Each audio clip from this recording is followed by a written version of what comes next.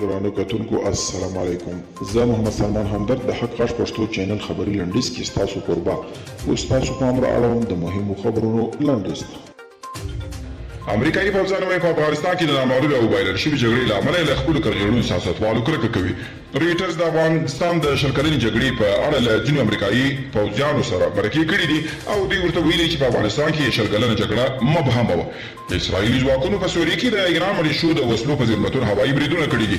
د سوریې حکومتي رسنیو د راپورونو له مخې پوځ بریالی شوی دی چې د هوایي دفاعي سیستم په مرسته دغه توغندۍ خنثی کړي، خو ځینې نور رسنۍ بیا وایي چې دې توغندۍ د ایراني ملیشو د وسلو زیرمتونونه په نښه کړي دي. تېر ورځ په کندهار کې د علماو په منځګړیتوب د اته ورځني اوربند خبرې د حکومت له لوري رد شوې او په امریکا کې په ځنګلي سیمو کې د تاریخ تر ټولو ستره اورلګېدنه رامنځته شوې ده. د راپورونو له مخې دغه اورلګېدنې د روانې میاشتې له شپږمې پیل شوي دي چې تر دې دمه یې 120,000 هکتاره ځنګلونه سوځلي او د اورلګېدنې په اورګان نومې سیمه کې رامنځته شوي دي.